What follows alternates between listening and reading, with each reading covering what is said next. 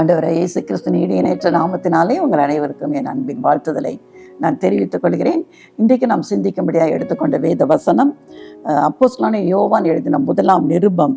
அதில் முதல் அதிகாரத்தில் 7ஆம் வசனத்தின் பின்பாகத்தை நம்ம வாசிக்கும் போது, அவருடைய குமாரனாகிய இயேசு கிறிஸ்துவின் இரத்தம் சகல பாவங்களை நீக்கி நம்மை சுத்திகரிக்கும் என்று வேதம் சொல்கிறது. நமக்கு பாவம் இல்லை என்போமானால் நம்மை நாமே வஞ்சிக்கிறவர்களாக இருப்போம். சத்தியம் நமக்குள் இராது. நம்முடைய பாவங்களை நாம் அறிக்கையிட்டால் பாவங்களை நமக்கு மன்னித்து எல்லா அநியாயத்தை நீக்கி நம்மை சுத்திகரிப்பதற்கு அவர் உண்மையும் நீதியும் உள்ளவராக இருக்கிறார் என்று சொல்லப்பட்டிருக்கிறது. இல்லை நம்ம சிந்திக்க போகிறது இயேசு கிறிஸ்துவின் ரத்தத்தை குறித்து நம்ம சிந்திக்க போகிறோம். அவருடைய குமாரனாகிய இயேசு கிறிஸ்துவின் ரத்தம் சகல பாவங்களை நீக்கி நம்மை சுத்திகரிக்கிறது. இயேசு கிறிஸ்துவின் ரத்தம் ஏன் இந்த உலகத்தில் சிந்தப்பட்டது என்று சொன்னால், நம்முடைய பாவங்களை நீக்கி நம்மை சுத்திகரிக்கும்படியாய் அவருடைய ரத்தம் இந்த உலகத்தில் அவர் சிந்தப்பட்டது. இதில் இன்னொரு வசனத்தை நீங்கள் பார்க்கலாம். எபிரேயருக்கு நிருபம் 9ஆம் அதிகாரம் 22ஆம் வசனம் சொல்கிறது, நியாய பிரமாணத்தின்படி கொஞ்சம் குறைய எல்லாம் இரத்தத்தினாலே சுத்திகரிக்கப்படும். இரத்தம் சிந்துதல் இல்லாமல் மன்னிப்பு உண்டாகாது. இரத்தம் சிந்துதல் இல்லாமல் மன்னிப்பு உண்டாகாது என்று வேதம் சொல்கிறது. ஒருவேளை இது பழைய ஏற்பாட்டு காலத்தில் எல்லா வித பாவங்களும் ஒரு பலியினாலே என்ன செஞ்சிச்சு, பாவங்கள் என்ன செஞ்சிச்சு, அங்கே மூடப்பட்டது என்று பார்க்கிறோம். அதனால தான் வேதம் சொல்லி ரத்தம் சிந்துதல் இல்லாமல் மன்னிப்பு உண்டாகாது. ஒருவேளை இன்றைக்கும் உலகத்தில் நீங்கள் பார்க்கிற போது எல்லா மதத்திலும் நம்ம பார்க்கிறோம், பலி செலுத்தப்படுகிறது. ஆடுகளை வீட்டில் வளைத்து என்ன செய்கிறாங்க, பலி செலுத்துகிறத நம்ம பார்க்கலாம். அப்போ எல்லாருடைய நம்பிக்கை என்னென்னா, நம்ம ரத்தத்தை நம்ம சிந்தும் போது நம்ம செய்த தவறுகள், பாவங்கள், அக்கிரமங்கள்லாம் மன்னிக்கப்படுகிறது என்று சொல்லி. ஆனால் ஒரு 5 அறிவு படைத்த ஒரு மிருகத்தின் ரத்தம் என்ன செய்ய முடியாது. மனிதராகிய நமக்கு 6 அறிவு உண்டு. ஒரு 5 அறிவு படைத்த ஒரு மிருகத்தின் ரத்தம் 6 அறிவு உடையவர்களாகிய நம்முடைய பாவத்தை அது என்ன செய்ய முடியாது, ஒரு நாளும் அது நிவர்த்தி செய்யவே முடியாது. அப்போ இந்த உலகத்தில் 6 அறிவு படைத்த மனிதனாகிய நம்முடைய பாவம் மன்னிக்கப்பட வேண்டும் என்று சொன்னால் 6 அறிவு படைத்த ஒரு ரத்தம் சிந்தப்பட வேண்டும். அப்போ மனுஷன் ரத்தம் சிந்தப்பட முடியாது. ஏன்னா எல்லா மனுஷரும் பாவம் செய்த மனுஷர்கள். பாவம் செய்யாத மனுஷன் ஒருவனுமே இல்லை என்று சொல்லி வேதம் சொல்கிறேன். எல்லாரும் பாவம் செய்து தெய்வ மகிமை அற்றவர்களாகி என்று வேதம் நமக்கு சொல்கிறது. பாவமே செய்யாத மனிதன் ஒருவனும் கிடையாது. அதனால தான் என்ன செய்தார், ஆண்டவராகிய தேவன் தன்னுடைய சொந்த குமாரனாகிய இயேசு கிறிஸ்துவை இந்த உலகத்தில் மனிதனாய் பிறக்கும்படியாக மனுஷ சாயலாய் அவர் இந்த உலகத்தில் வந்து பிறந்தார் என்று பார்க்கிறோம். அவர் மனிதனாய் இந்த உலகத்தில் வந்து பிறந்ததின் நோக்கம் என்ன தெரியுமா? நம்முடைய பாவங்களை மீட்கும்படியாய், பாவத்திலிருந்து நமக்கு விடுதலை கொடுக்கும்படியாய் அவர் இந்த உலகத்தில் மனிதனாய் வந்து ஒரு அடிமையின் ரூபம் எடுத்து ஏழை கோலத்தில் வந்து அவர் இந்த உலகத்தில் வந்து பிறந்தார். பிறந்தது மட்டுமல்ல, 33 ஆண்டுகள் அவர் ஒரு பரிசுத்தமான ஒரு வாழ்க்கை வாழ்ந்தார் என்று வேதம் சொல்கிறது. ஒருவேளை இன்றைக்கு ஒரு மனுஷனுடைய ரத்தம் ஏன் சிந்தப்பட முடியாதுன்னு நான் சொன்னேன்னா, எல்லா மனுஷரும் பாவம் செய்தாங்க. ஆனால் இயேசு கிறிஸ்து இந்த உலகத்தில் மனிதனாய் பிறந்தபோது அவர் வாழ்க்கையில் ஒரு பாவமும் செய்யாத பரிசுத்தர். அவரை போல பரிசுத்த தேவன் ஒருவருமே கிடையாது. அதனால தான் அவர் இந்த பரிசுத்த ரத்தம் சிந்தப்பட வேண்டும். ஒரு பாவத்தை அது மன்னிக்க வேண்டும் என்று சொன்னால் அந்த ரத்தம் எப்படிப்பட்ட ரத்தமாக இருக்க வேண்டும்? அது ஒரு பரிசுத்த ரத்தமாக இருக்க வேண்டும். அதனால தான் இயேசு கிறிஸ்து இந்த உலகத்தில் மனிதனாய் பிறந்து அவர் வாலண்டரியாக தான் தன்னை என்ன செய்தார், சிலுவையில் அறைய ஒப்பு கொடுத்தார். இல்லாவிட்டால் யாருமே அவரை சிலுவையில் அறைந்திருக்க முடியாது. நம்முடைய பாவத்திலிருந்து விடுதலை வேண்டும் என்று சொன்னார் இயேசு கிறிஸ்துவின் ரத்தம் சிந்தப்பட வேண்டியது அவசியமாக இருந்தது. அதனால சிலுவையில் தன்னையே அவர் பலியாக ஒப்பு கொடுத்து அவருடைய சரீரத்திலிருந்து வருகிற ரத்தத்தினாலே நாம் பாவத்திலிருந்து விடுதலை பெற்றுக்கொள்ளப்படுகிறோம். அதனால தான் வேதம் சொல்கிறது, இயேசு கிறிஸ்துவின் ரத்தம் சகல பாவங்களை நீக்கி நம்மை சுத்திகரிக்கிறது.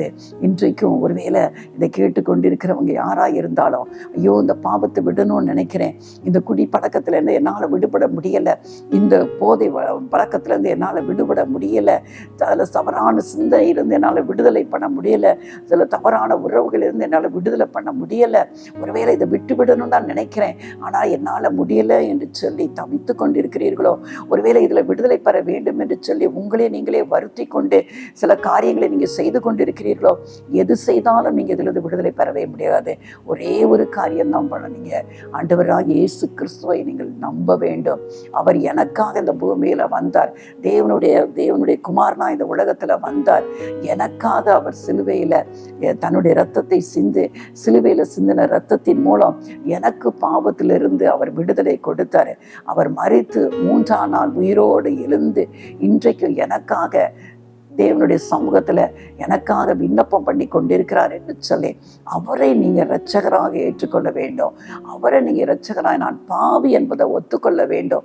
நான் பாவி, நீங்கள் தான் என்னை ரட்சிக்க முடியும் என்று சொல்லி யாரெல்லாம் இயேசு கிறிஸ்துவிட்ட நீங்கள் ஒப்பு கொடுக்குறீங்களோ, தேவனிடத்தில் உங்களை ஒப்பு கொடுக்கும்போது அவருடைய இரத்தம் சகல பாவங்களையும் கேட்கணும். என் பாவத்தெல்லாம் உங்கள் இரத்தத்தினால கழுவி என்னை சுத்திகரிங்க, என்ன குற்றமற்றவனை மாற்ற உங்களால் தான் முடியும் என்று சொல்லி நீங்க அவர்கிட்ட கேட்கும்போது, எப்பேற்பட்ட பாவியாக இருந்தாலும் நீங்க உண்மையாகவே மனம் உடைந்து அவரிடத்தை கேட்கும்போது உடனடியாக தேவன் கொடுக்கிற அந்த பெரிதான சமாதானத்தை உங்க வாழ்க்கையில நீங்க ருசிக்க முடியும். அவர் கிறிஸ்மஸ் காலங்களில் வந்திருக்கிறோமே, ஆண்டவராக இயேசு கிறிஸ்து இந்த முதலாவது இந்த உலகத்திற்கு வந்த நோக்கமே பாவிகளை ரட்சிக்க கிறிஸ்து இயேசு உலகத்தில் வந்தார். நீதிமான்களை அல்ல, பாவத்தில் வாழ்கிற ஜனங்களை, பாவத்தில் அழிந்து கொண்டிருக்கிற மனுக்குலத்தை மீட்கும்படியாக தான் இயேசு கிறிஸ்து இந்த உலகத்தில் வந்து பிறந்ததின் நோக்கமே அதுதான். ஏழை கோலமாய் ஏழையாய் இந்த உலகத்தில் வந்து பிறந்த அவர் தன் ஜீவனை கொடுத்து தன் இரத்தத்தை சிந்தி நம்மை பாவத்திலிருந்து மீட்டு கொண்டார் அல்லவா.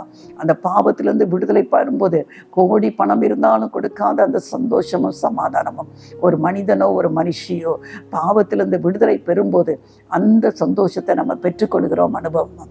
ஏன்னா எல்லாரும் பாவிகள் தான், பிறக்கும் போதே எல்லாரும் நீதிமான்கள் அல்ல. தாவீது சொல்கிறார், என் தாய் என்னை பாவத்தில் கற்பம் தரித்தாள். பிள்ளை பிறக்கும் போதே பாவத்தோடு தான் பிறகுது. குழந்தைக்கு நம்ம என்ன பாவத்தை சொல்லியா கொடுக்குறோம்? அது சுவாபத்திலே வந்து விடுகிறது.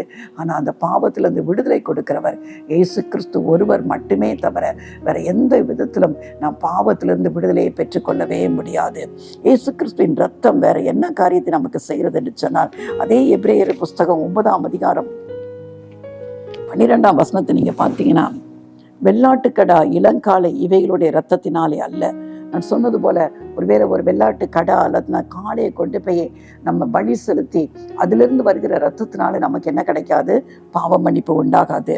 தம்முடைய சொந்த இரத்தத்தினாலும், அவருடைய இயேசு கிறிஸ்து தம் சொந்த இரத்தத்தினால் ஒரே தரம் மகா பரிசுத்த ஸ்தலத்திலே பிரவேசித்து நித்திய மீட்பை உண்டு பண்ணினார். ஒரே தரம் தம் ரத்தத்தை சிந்தி மகா பரிசுத்த ஸ்தலம் என்று சொல்லும்போது தேவாதி தேவன் வீற்றிருக்கிற இடத்திற்கு அவர் பிரவேசித்து நமக்கு நித்திய மீட்பை, என்றென்றுமாய் ஒரு விடுதலையை அவர் நமக்கு என்ன செஞ்சு கொடுத்தாரா? உண்டு பண்ணினார். தம்முடைய இரத்தத்தினாலே நமக்கு அவர் என்ன செஞ்சாரு? ஒரு மீட்பை அவர் நமக்கு உண்டு பண்ணினார் என்று வேதம் சொல்கிறது. அது மட்டுமல்ல, அதிலே நீங்க 14ஆம் வசனத்தை நீங்க பார்க்கும்போது, எபிரேயருக்கு எழுதின நிருபம் 9ஆம் அதிகாரம் 14ஆம் வசனம் சொல்லுகிறது, நித்திய ஆவியினாலே தம்மை தாமே பழுதற்ற பலியாக தேவனுக்கு ஒப்பு கொடுத்த கிறிஸ்துவனுடைய இரத்தம் ஜீவனுள்ள தேவனுக்கு ஊழியம் செய்வதற்கு உங்கள் மனசாட்சியை செத்த கிரியையில சுத்திகரிப்பது எவ்வளவு நிச்சயம். இந்த வசனம் என்ன சொல்கிறதுனா, அவர் தன்னையே தேவனுக்கு என்ன செஞ்சார்? தம்மை தாமே ஒரு பழுதற்ற பலியாக, அவர்கிட்ட எந்த பழுதும் கிடையாது, ஒரு பழுதற்ற பலியாக தேவனுக்கு அவர் தன்னை என்ன செஞ்சார்? ஒப்பு கொடுத்ததுனால நம்மளுடைய வாழ்க்கை எப்படி மாறுதுன்னு தெரியுமா? கிறிஸ்துவனுடைய ரத்தம் நம்ம எப்படி மாற்றுகிறதா? ஜீவனுள்ள தேவனுக்கு ஊழியம் செய்வதற்கு நம்முடைய மனசாட்சியை செத்த கிரியையில சுத்திகரிப்பது எவ்வளவு. நம்ம மனசாட்சி சுத்திகரிக்கப்படுகிறது. ஒருவேளை நம்ம பாவம் செய்யும்போது எங்க முதல்ல நம்ம குத்தப்படுகிறோம் தெரியுமா? மனசாட்சியில குத்தப்படுகிறோம். நம்ம ஒருவேளை இயேசு கிறிஸ்துவை அறியாத ஜனங்களும் யாரா இருந்தாலும், ஒரு சின்ன பிள்ளை கூட ஒரு மற்றவங்க பென்சிலை எடுத்துட்டோ இல்லாட்டா அப்பா அம்மாட்ட பொய் சொல்லிட்டுனாலும் அந்த மனசாட்சி குத்தும் அல்லவா? எல்லாருக்குள்ள கர்த்தர் மனசாட்சியை அவர் வைத்திருக்கிறார். பாவம் செய்யும்போது எல்லா மனுஷரையும் என்ன செய்யுது? மனசாட்சியில் ஒரு குத்துண்ட ஒரு அனுபவத்தை நம்ம பார்க்கிறோம். ஆனால் இயேசு கிறிஸ்துவிட வரும்போது அவருடைய ரத்தம் அந்த மனசாட்சி என்ன செய்தான்? சுத்திகரிக்கிறது, நமக்கு ஒரு தைரியத்தை கொடுக்கிறது. இயேசு கிறிஸ்துவின் ரத்தத்தினால நம்முடைய பாவம் மன்னிக்கப்படும் போது நம்முடைய மனசாட்சியில் நமக்கு என்ன உண்டாகிறது? ஒரு சுத்திகரிப்பு உண்டாகிறது. தேவனை நம்ம என்ன செய்யலாம்? இன்றைக்கு ஒரு தைரியமாய் அவரிடத்துல சேரும்படியான ஒரு கிருபை நமக்கு அந்த இயேசு கிறிஸ்துவின் ரத்தத்தினாலே நமக்கு என்ன செஞ்சிருக்குது? உண்டாயிருக்கிறது என்று நம்ம பார்க்கிறோம். இன்னும் நம்ம பார்ப்போம் என்று சொன்னால், எபேசியர் 1:7 எபேசியரின் புஸ்தகம் 1:7 சொல்கிறது, அவருடைய கிருபையின் ஐஸ்வரியத்தின்படியே இவருடைய இரத்தத்தினாலே பாவ மன்னிப்பாகிய மீட்பு இவருக்குள் நமக்கு என்ன செஞ்சிருக்கு? உண்டாயிருக்கிறது. இதுவும் திரும்பவும் அதே தான் சொல்கிறது. அவருடைய கிருபையினால அவர் தேவாதி தேவன் நம்ம தகுதியே இல்லாத நம்மேல அவர் பாராட்டின தயவு இருக்கு பாருங்க, அதுதான் கிருபை. அதுதான் கிருபை. நமக்கு அதை பெற்றுக்கொள்வதற்கு எந்த தகுதியும் கிடையாது. தேவாதி தேவன் நம்ம மேல வைத்த அந்த கிருபையினால, இவருடைய இரத்தத்தினாலே பாவ மன்னிப்பாகிய மீட்பு. இயேசு கிறிஸ்துவின் ரத்தம் சகல பாவத்தை நீக்கி நம்மை சுத்திகரிக்குன்னு சொல்லிச்சுல, அதே வசனம் தான் இது. அவருடைய இரத்தத்தினாலே பாவ மன்னிப்பு நமக்கு கிடைக்கிறது. பாவ மன்னிப்பாகிய மீட்பு, ஒரு விடுதலை. பாவத்திலிருந்து மீட்கப்பட்ட ஒரு விடுதலையே எது தருகிறது நமக்கு? இயேசு கிறிஸ்துவின் ரத்தம் நமக்காக கொடுக்கிறது. அந்த ரத்தம் நமக்காக பரிந்து பேசி கொண்டிருக்கிற ரத்தம், நமக்கு பாவத்திலிருந்து விடுதலை கொடுக்கிற அந்த ரத்தம் என்கிறத பார்க்கலாம். அதே இதை பார்க்கும்போது கொலைசீருக்கு எழுதின நிருபத்தை நம்ம பார்க்கும்போது 1:20 சொல்கிறது, அவர் சிலுவையிலே சிந்தின இரத்தத்தினாலே சமாதானத்தை உண்டாக்கி பூலோகத்தில் உள்ளவைகள் பரலோகத்தில் உள்ளவைகள் யாவையும் அவர் மூலமாய் தமக்கு ஒப்புரமாக்கி கொள்ளவும் அவருக்கு பிரியமாயிற்று. முன்னே அந்நியராயும் துர்க்கிரியரினாலே மனதிலே சத்துருக்களாய் இருந்த உங்களையும் பரிசுத்தராகவும் குற்றமற்றவர்களாகவும் கண்டிக்கப்படாதவர்களாகவும் தமக்கு முன் நிறுத்தும்படியாக அவருடைய மாம்ச சரீரத்தில் அடைந்த மரணத்தினாலே இப்பொழுது ஒப்புரவாக்கினார். அடுத்தது நம்ம பார்க்கிறோம், அவர் சிலுவையில சிந்தின இரத்தம். இயேசு கிறிஸ்து சிலுவையில நமக்காக சிந்தின ரத்தம் நமக்கு என்னத்தை கொடுக்கிறதா? சமாதானத்தை உண்டாக்கினது. ஒருவேளை ஒரு மனுஷன் பாவம் செய்யும்போது தேவனை அவன் பார்க்க முடியாமல் போகிறது, தேவனுடைய சத்தத்தை அவன் கேட்க முடியாமல் போகிறது, தேவனுக்கும் அவனுக்கும் இருந்த உறவு துண்டிக்கப்படுகிறது. ஆனா தேவாதி தேவன், வேதம் சொல்கிறது, பாவத்தை பார்க்க மாட்டாத சுத்த கண்ணன். ஆனா அந்த அவர் இயேசு கிறிஸ்து அதற்காக தான் இந்த உலகத்தில் வந்தார். பிதாவாகிய தேவன் அவர் பாவத்தை பார்க்க மாட்டாத அவர் சுத்த கண்ணன். ஆனால் அந்த தேவனோடு நம்ம எப்படி ஒப்புரவாக்குனார்னா, எங்க ஆதாம் ஏவாள் பாவம் செய்த போது தேவனோடு உள்ள தொடர்பு எங்கே போன? அற்று போயிற்று. ஆனால் தேவாதி தேவன் இயேசு கிறிஸ்துவ இந்த உலகத்துல நம்முடைய பாவத்தை போக்கும்படியாய் அவரை அனுப்பின போது, அவர் சிலுவையில சிந்தின இரத்தத்தினாலே அந்த ஏதேன் தோட்டத்துல மனுஷனுக்கும் தேவனுக்கும் இருந்த அந்த தொடர்பு அற்று போனதை திரும்பவும் உண்டாக்கும்படியாய் இயேசு கிறிஸ்து சிலுவையில பரிசுத்தராய் தன்னையே ஜீவ பலியா ஒப்பு கொடுத்தார். இப்போ தேவாதி தேவன் நம்மை பார்க்கும்போது, பாவம் செய்து மனுஷனாக நம்மை பார்க்கும்போது அவர் எப்படி பார்க்கிறார்? இயேசு கிறிஸ்துவின் பரிசுத்தத்தின் வழியாக அவர் பார்க்கிறார். அதான் சிலுவையில அவர் எல்லாவற்றையும் சுமந்து தீர்த்து விட்டார். நம்முடைய பாவத்தை எல்லாம் அவர் சிலுவையில சுமந்தார். அவர் வேதம் சொல்கிறது, தேவன் பாவத்தை பார்க்க மாட்டாத ஒரு சுத்த கண்ணன் என்று சொல்லி, இந்த உலகத்தின் இயேசு கிறிஸ்து சிலுவையில தொங்கின போது இந்த உலகத்தார் எல்லாருடைய, முன்பு பிறந்தவர்கள் இப்பொழுது வாங்கி இனி பிறக்க போகிற எல்லாருடைய பாவமும் இயேசு கிறிஸ்துவின் மேல சுமத்தப்பட்டது. அந்த பாவம் சுமத்தப்பட்ட போது பிதாவாகிய தேவன் தம்முடைய முகத்தை இயேசு கிறிஸ்து விட்டு மறைத்து கொண்டார். அப்பதான் ஆண்டவர் சொன்னார், என் தேவனே என் தேவனே ஏன் என்னை கைவிட்டீர் என்று சொல்லி. ஏன்னா அவர் நானும் பிதாவும் ஒன்றாயிருக்கிறோம் என்று சொன்னார். ஆனா பாவம், உலக மக்களின் பாவம் இயேசு கிறிஸ்துவின் மேல சுமத்தப்பட்ட போது அவருடைய முகம் அவருக்கு மறைக்கப்பட்டது. அந்த ஒரு நொடியில அவர் கலங்கி போனார், திகைத்து போனார். அப்பதான் சொன்னாரு, ஏன் என்ன கைவிட்டீங்க என்று சொல்லி. ஆனா அவர் அந்த அவர் சிந்தின இரத்தத்தினாலே இன்னைக்கு மனுஷனுக்கும் பிதாவாகிய தேவனுக்கும் இருந்த அந்த பிரிவினை ஆகிய நடுச்சுவரை தகர்த்து நமக்கு சமாதானத்தை உண்டாக்கும்படியாய் இயேசு கிறிஸ்துவின் ரத்தம் இன்னைக்கு இரத்தத்தினாலே நமக்கு என்ன உண்டாக்கினாராம்? சமாதானத்தை உண்டாக்கினார் என்று சொல்லி, பூலோகத்தில் உள்ளவைகள் பரலோகத்தில் உள்ள யாவையும் அவர் மூலமாய் தமக்கு ஒப்புரவாக்கி கொள்ள அவருக்கு பிரியமாயிற்று. இன்றைக்கு இயேசு கிறிஸ்து ரத்தம் சிந்தனபடினாலே பூலோகத்தில் இருக்கிறவைகளும் பரலோகத்தில் இருக்கிற காரியங்களையும் இயேசு கிறிஸ்துவின் மூலமாய் ஒப்புரவாக்குதலை நாம் பெற்றுக்கொண்டோம். மாட்டோம். ஏன்னா வேதம் சொல்லுகிறது, அந்த 21ஆம் வசனம் வந்து கொலைசீர் 1ஆம் அதிகாரம் 21ஆம் வசனம் சொல்லுகிறது, முன்னே நம்ம எப்படிப்பட்டவங்களா இருந்தோமா? தேவனுக்கு அந்நியர், நமக்கும் அவருக்கும் தொடர்பில்லாமல் அந்நியர், துர்க்கிரியினாலே மனதில் சத்துருக்கெல்லாம் இருந்தோம். நம்ம வாழ்க்கையில் நம்ம செய்த துர்க்கிரியினால நம்ம எப்படிப்பட்டவர்களாய், தேவனுக்கு எப்படியாப்பட்டவர்களாய் நம்ம காணப்பட்டோமா? சத்துருக்களாய் இங்கே நம்ம காணப்பட்டோம். அது மட்டுமல்ல, அப்படி இருந்த நம்ம எப்படி மாற்றி இருக்கிறாராம்? பரிசுத்தராகவும் குற்றமற்றவர்களாகவும் கண்டிக்கப்படாதவர்களாகவும் தமக்கு முன் நிறுத்தும்படியாக அவருடைய இரத்தத்தினால நம்மளை இப்போ எப்படி மாற்றிருக்கிறாரு? பரிசுத்தராய் மாற்றி இருக்கிறார், குற்றமற்றவராய் மாற்றுகிறார், நம்ம கண்டிக்கப்படத்தக்கவர்களா. அப்போ நம்மகிட்ட தவறான காரியங்கள் இல்லாதவர்களாய் கர்த்தர் நம்மளை என்ன செஞ்சிருக்கிறாரு? மாற்றும்படியாய் அவருடைய மாம்சத்தில் அடைந்த மரணத்தினாலே இப்பொழுது இதெல்லாம் அவர் மாம்சத்தில் அடைந்து அவர் சிந்தின இரத்தத்தினாலே கர்த்தர் நம்ம அந்நியராய் மனதில் சத்துருக்களாய் இருந்த நம்ம இன்றைக்கு அவர் எப்படி மாற்றி விட்டாராம்? பரிசுத்தராய் குற்றமற்றவர்களாய் ஆண்டவருடைய இயேசு கிறிஸ்துவின் ரத்தம் எவ்வளவு பவர்ஃபுல்! யோசித்து பாருங்க. எவ்வளவு பெரிய கொடிய பாவியாக இருக்கலாம், அவனுக்கு மன்னிப்பே இல்லை என்று சொல்லி இந்த உலகத்தில் வாழ்கிற மக்கள் சொல்லலாம். ஆனால் எப்பேற்பட்ட பாவியாக இருந்தாலும் இன்றைக்கு அவன் உணர்த்தப்பட்டு இயேசு கிறிஸ்துவண்டை வருகிறானோ, தன்னுடைய பாவத்தை இயேசு கிறிஸ்துவின் ரத்தம் மட்டும்தான் அது மாற்ற முடியும், ஒரு விடுதலை கொடுக்க முடியும் என்று சொல்லி அவன் எப்படி நம்பி வருகிறானோ, அவன் எப்படிப்பட்ட பாவியாக இருந்தாலும் இயேசு கிறிஸ்துவின் ரத்தம் அதிலிருந்து அவனை முற்றிலுமாக என்ன செய்கிறது? விடுதலை ஆக்கி விடுகிறது. எவ்வளவு பெரிய கிருபையை கர்த்தர் நமக்கு தந்திருக்கிறார். அவர் சிலுவையில் சிந்தின ரத்தம் என்று சொல்லப்பட்டு இருக்கிறது.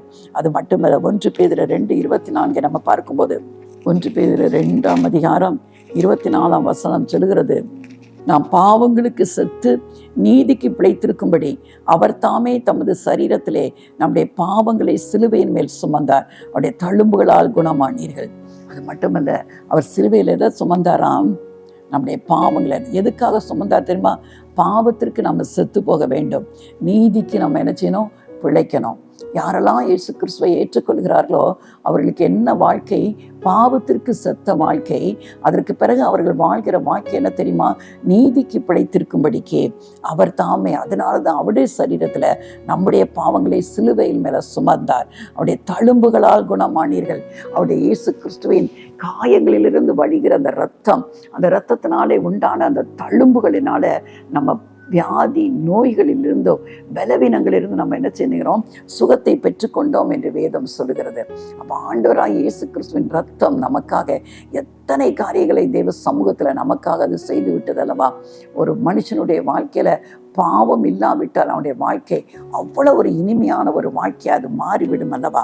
அதற்கு முன் அடையாளமாகத்தான் ஆண்டவர் இந்த உலகத்தில் அவர் வாழ்ந்தபோது மத்தேயு 26ஆம் அதிகாரத்தை நீங்கள் எடுத்துக்கொள்ளும் போது தன்னுடைய இரத்தம் சிந்தப்படுவதை குறித்து அவர் சொல்கிறார். மத்தேயு 26ஆம் அதிகாரம் 26ஆம் வசனத்திலேருந்து நீங்கள் பார்ப்பீங்கன்னா, அவர் போஜனம் பண்ணுகையில் இயேசு அப்பத்தை எடுத்து ஆசீர்வதித்து அதை பிட்டு சீஷர்களுக்கு கொடுத்து, நீங்கள் வாங்கி புசியுங்கள், இது என்னுடைய சரீரமாக இருக்கிறது என்று சொன்னார்.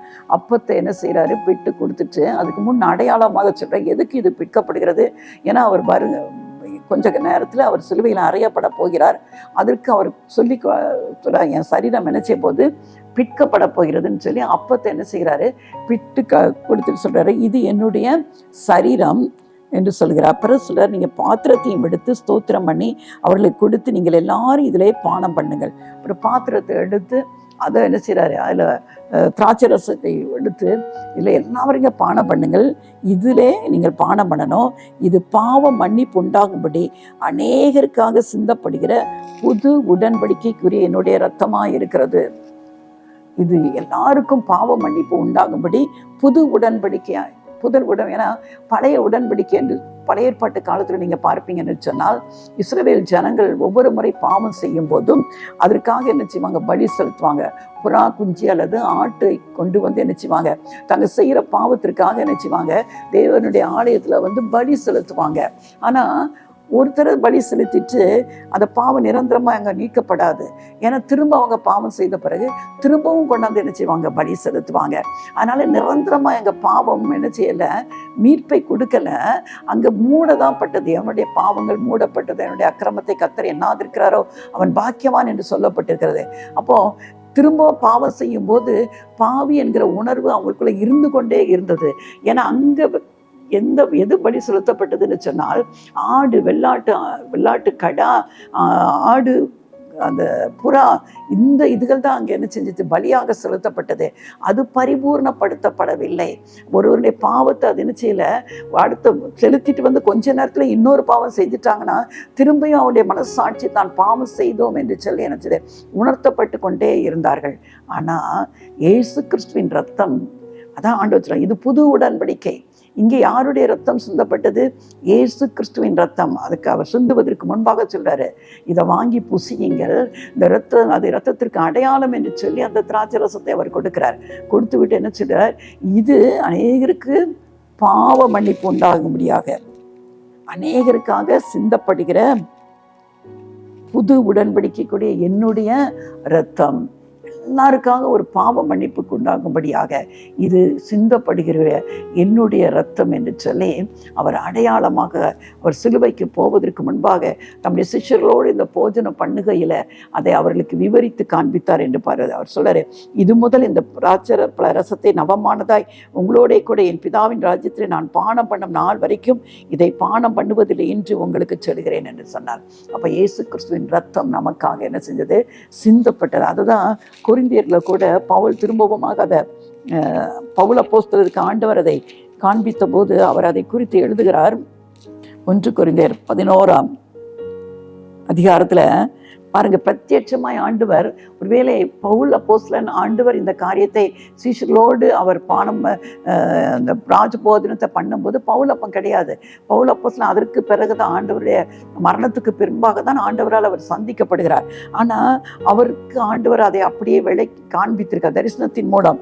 அந்த 1 கொரிந்தியர் 16ஆம் அதிகாரம் 23ஆம் வசனம் சொல்கிறது, நான் உங்களுக்கு ஒப்புவித்ததை கர்த்தரிடத்தில் பெற்றுக்கொண்டேன், என்னவெனில் கர்த்தராகிய இயேசு தாம் காட்டி கொடுக்கப்பட்ட அன்று ராத்திரியிலே அப்பத்தை எடுத்து ஸ்தோத்திரம் பண்ணி அதை பிட்டு, நீங்கள் வாங்கி புசியுங்கள், இது உங்களுக்காக பிற்கப்படுகிற என்னுடைய சரீரமாக இருக்கிறது, என்னை நினைவு கூறும்படி இதை செய்யுங்கள் என்று சொன்னார். போஜனம் பண்ணின பின்பு அவர் அந்தபடியே பாத்திரத்தையும் எடுத்து, இந்த பாத்திரம் என் இரத்தத்தினாலாகிய புதிய உடன்படிக்கையாக இருக்கிறது, நீங்கள் இதை பானம் பண்ணும் போதெல்லாம் என்னை நினைவு கூறும்படி இதை செய்யுங்கள் என்று சொன்னார். இன்றைக்கி நம்ம பார்க்குறோம், நம்ம சர்ச்சஸில் நம்ம ராப்போஜனம் எடுக்கிறோம். அதுக்கு அர்த்தம் என்ன? இதை செய்யும் போதெல்லாம் நம்ம யாரை நினைவு கூறுகிறோம்? இயேசு கிறிஸ்துவை நினைவு கூறுகிறோம் என்று நினைவு கூறும்படி இதை செய்யுங்கள். இதை செய்கிறோடைய அடையாளமே இயேசு கிறிஸ்துவை நினைவு கூறும்படியா. ஆனால் வேதம் சொல்கிறது, இந்த அப்பத்தை புசிக்கும் ரசத்தை, திராட்சை ரசத்தையும் அப்பத்தையும் புசிக்கும் போது ரொம்ப ஜாக்கிரதையாக இருக்க வேண்டும். இன்றைக்கி அநேகர் என்ன செஞ்சுறாங்க, அதை குறித்து ஒரு ஆலயங்களில் ராப்போஜனம் எடுக்கும்போது அநேகருக்கு அதை குறித்த சரியான ஒரு அறிவு இல்லாதபடினால அவங்க பாட்டுக்கு இஷ்டத்திற்கு எத்தனையோ பாவங்களை செய்கிறாங்க. ஆனால் துணிகரமாய் இந்த ராப்போஜனத்தில் பங்கு பெறுகிறாங்க. ஆனால் வேதம் திட்டமாக எச்சரிக்கிறது. 27ஆம் வசனம் 1 கொரிந்தியர் 11:27 சொல்கிறது, இப்படி இருக்க எவன் அபாத்திரமாய் கர்த்தருடைய அப்பத்தை புசித்து அவருடைய பாத்திரத்தில் பானம் பண்ணுகிறானோ அவன் கர்த்தருடைய சரீரத்தையும் இரத்தத்தையும் குறித்து குற்றமுள்ளவனாயிருப்பான். எந்த மனுஷனும் தன்னைத்தானே சோதித்து அறிந்து இந்த அப்பத்தில் புசித்து இந்த பாத்திரத்தில் பானம் பண்ண கடவும். ஒருவேளை இதை கேட்டுக்கொண்டிருக்கிற கர்த்தருடைய பிள்ளைகளே, நீங்கள் ராபோஜனம் எடுக்கும்போது நிச்சயமாக நம்மளை சோதித்து அறிய வேண்டும். ஒருவேளை ஆலயத்திற்கு போவதற்கு முன்பாக, ஆண்டவரே என் வாழ்க்கையில் ஒருவேளை வீட்டில் சண்டை போட்டிருக்கலாம், ஏதாவது பிரச்சனை பண்ணியிருக்கலாம், ஏதாவது ஒரு பாவத்தை செஞ்சிருக்கலாம், அந்த பாவத்தோடு போய் எடுக்கவே கூடாது.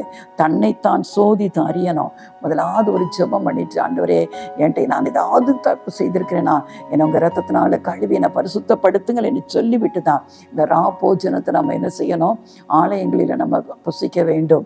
இல்லாவிட்டால் அதுக்குடைய நிறைய நியாய தீர்ப்புகளை குறித்து பின்வரும் வசனங்கள் சொல்லுகிறது. அதனால் இயேசு கிறிஸ்துவின் இரத்தத்தை குறித்து நம்ம அதிக எவ்வளவு நன்றி கடன் பட்டவர்களாக இருக்க வேண்டும். அவருடைய இரத்தம் நம்முடைய சகல பாவங்களை நீக்கி நம்மை சுத்திகரிக்கிறதா இருக்கிறது. நமக்கு ஆண்டவர் பிதாவாகிய தேவனோடு நம்மை ஒப்புரவாக்கி சமாதானத்தை உண்டு பண்ணது. முந்தைய அந்நியராயும் சத்துருக்களாய் இருந்த நம்மை பரிசுத்தராய் குற்றமற்றவர்களாய் கண்டிக்கப்படத்தக்கவர்களாய் தேவனுக்கு முன்பாக நம்மை நிறுத்தி இருக்கிறது. நம்முடைய மனசாட்சியை அவர் சுத்திகரித்திருக்கிறது என்று பார்க்கிறோம். இன்னும் அநேக காரியங்களை இயேசு கிறிஸ்துவின் ரத்தம் நமக்காக அது செயல்படுத்தி கொண்டே இருக்கிறது அல்லவா. அதை நாம் ஒரு நாள் அள்ள தட்டவே கூடாது அல்லவா. அவரை நோக்கி நம்ம பார்க்கலாமா. அன்பின் தகப்பனே, இயேசு கிறிஸ்துவின் ரத்தம் சகல பாவங்களை இன்னைக்கு நம்மை சுத்திகரிக்கிறது என்று வேதம் சொல்கிறதப்பா. இன்றைக்கு உலகத்துல ஜனங்களப்பா எப்படி பாவத்திலிருந்து விடுதலை பெறுவதுன்னு தெரியாமல் இருக்கிறாங்கப்பா. அவர்கள் ஏதேதோ காரியங்களை செய்து கொண்டாலும் ஆண்டவரே, தான தர்மங்களோ, ஆண்டவரே, உண்டியலில் காணிக்கை போடுவதோ, ஆண்டவரை எதுவும் ஒரு மனுஷனை பாவத்திலிருந்து விடுதலை பண்ண முடியாது அப்பா. ஆண்டவரை பலி செலுத்துவதனால பாவத்திலிருந்து விடுதலை பெற முடியாது அல்லவா. உங்க ரத்தம் ஆண்டவரே, உடைய பரிசுத்த ரத்தம், மாசற்ற ரத்தம் அப்பா, குற்றமில்லாத ரத்தம் ஆண்டவரே, எனக்காக, நான் செய்த பாவத்திற்காக, நாங்கள் செய்த பாவத்திற்காக சிலுவையில் அது சிந்தப்பட்டதல்லவா. யாரெல்லாம் அதை நம்பி அந்த இரத்தத்தினால எனக்கு பாவத்திலிருந்து விடுதலை உண்டு என்று யாரெல்லாம் நம்புகிறார்களோ அவர்களுக்கெல்லாம் நீங்க ஒரு விடுதலையை கொடுக்கிற தேவன். இன்றைக்கும் இதை கேட்டுக்கொண்டு யாராவது ஆண்டவரே பாவத்தினாலே ஆண்டவரே இன்றைக்கு மனம் நொந்து போய் ஆண்டவரே சமாதானத்தை இழந்து சந்தோஷத்தை இழந்து இதை கேட்டுக்கொண்டிருப்பார்கள் என்று சொன்னால் நீங்க காண்பிக்கிற அந்த வழியை அவர்கள் ஆண்டவரை பின்பற்ற உதவி செய்யுங்கப்பா. தங்களை ஆண்டவரே ஒப்புக்கொண்டு, தான் பாவி என்பதை ஒப்புக்கொண்டு, இயேசு கிறிஸ்து எனக்காக மரித்து அவருடைய இரத்தத்தினாலே பாவத்திலிருந்து எனக்கு விடுதலை வாங்கி கொடுத்தார், அவர்தான் என் இரட்சகர், பாவியாகி என் மேல் இரக்கமாய் இரும் என்று சொல்லி யாரெல்லாம் உங்களை நோக்கி கூப்பிடுகிறார்களோ அவர்கள் அனைவரையும் உடைய பிள்ளைகளாய் மாற்றுவது மட்டுமல்ல, இதுவரைக்கும் அனுமதித்திராத சமாதானத்தையும் சந்தோஷத்தையும் நீங்க அவங்களுக்கு கொடுக்குறீங்க அல்லவா. அப்பா, அதை யாரும் அல்ல தட்டாதபடி இன்றைக்கே ஆண்டவரே நீங்க கொடுக்கிற அந்த பெரிய மீட்பை உடைய பிள்ளைகள் இந்த கிறிஸ்துமஸ் காலங்களில் பெற்று அனுபவிக்க கிருபை தாங்க. இயேசுவை அறிந்த பின்பும் துன்மார்க்கமான வாழ்க்கையில வாழ்கிற ஒவ்வொருவரும் அப்பா இந்த நாளில் உடைய அன்புக்குள்ளாய் கடந்து வர இலவசமாய் ஆண்டவருடைய ரத்தம் இந்த உலகத்துல சிந்தப்பட்டதை அதில் கொடுக்கிற அந்த ரட்சிப்பை பெற்றுக்கொள்ள உதவி செய்யுங்கப்பா. ஒவ்வொருடைய வாழ்க்கையிலும் கர்த்தர் அற்புதம் செய்யுங்க ஆண்டவரே. எந்தெந்த காரியங்களுக்காக எதிர்பார்த்து காத்து கொண்டு இருக்கிறார்களோ அந்த காரியத்துல ஆண்டவரே நீங்க ஒரு அற்புதத்தை செய்து ஆண்டவரே உடைய பிள்ளைகளின் காரியங்களில வாய்க்க செய்யுங்கப்பா. கர்த்தர் நீங்க அப்படி செய்றீங்கப்பா. நன்றி செலுத்துகிறோம் இயேசுவின் நாமத்துல பிதாவே.